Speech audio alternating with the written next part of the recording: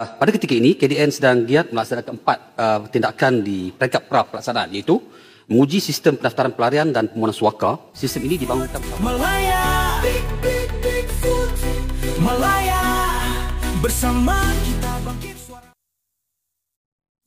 Program pendaftaran pelarian dan permohonan suaka dijadualkan bermula pada 1 Januari 2026. Itu yang diumumkan lengkap dengan 4 tindakan pra-pelaksanaan, ujian sistem dengan MEMOS, pembinaan pusat pengasingan di Bidor, pemuktamadan SOP mengikut standar antarabangsa, dan pindaan peraturan imigresen 1963. Bila tiba masa pelaksanaan nanti, individu yang disahkan sebagai pelarian akan dapat kad DPP. Membolehkan mereka tinggal sementara secara sah di Semenanjung Malaysia serta menerima akses pendidikan, kesihatan, pekerjaan dan perlindungan. Semuanya digerakkan di bawah arahan MKN nombor 23 yang melibatkan 20 kementerian dan agensi. Tapi di luar kertas rasmi yang cantik ini, suara rakyat lain bunyinya.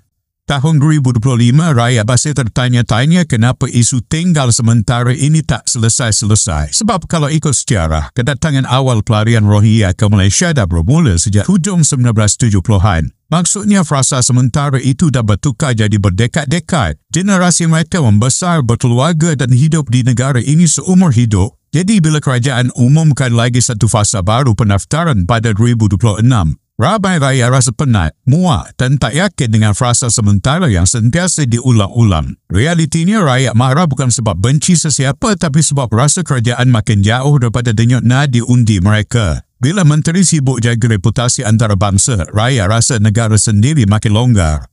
Tambah pula kes jenayah yang melibatkan warga pelarian, bukan lagi kes terpencil. Walaupun bukan semua pelarian terlibat, persepsi rakyat dah rosak terus sebab kejadiannya viral yang berat yang menakutkan. Rakyat nak kepastian, nak polisi tegas, nak garis akhir yang jelas. Bukan skim panjangnya bunyinya kemanusiaan, tapi akhirnya membebankan negara. Sampai bila frasa tinggal sementara ini nak diulang? Sampai cucu cicit? Itulah persoalan yang rakyat ulang hari-hari. Tapi jarang benar dia balas dengan jawapan yang jujur.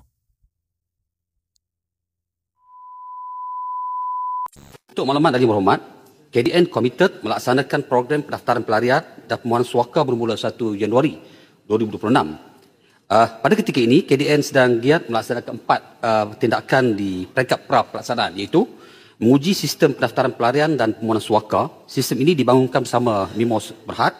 Kedua, pembangunan pusat pengasingan pelarian dan permohonan suaka di Bidor, Perak. Terusnya, memutamakan SOP proses pendaftaran dan penentuan status pelarian yang setaraf dengan amalan antarabangsa dan memutamakan pindaan peraturan 14, peraturan imigresen 1463.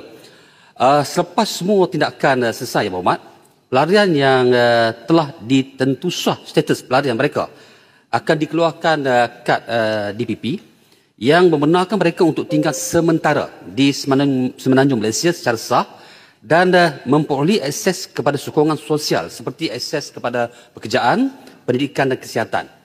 Untuk itu, arahan MKN nombor 23, Semakan 2023 telah memperincikan tugas dan peranan sebanyak 20 kementerian dan agensi kerajaan termasuk untuk memberikan akses sokongan sosial kepada pemegang DPP.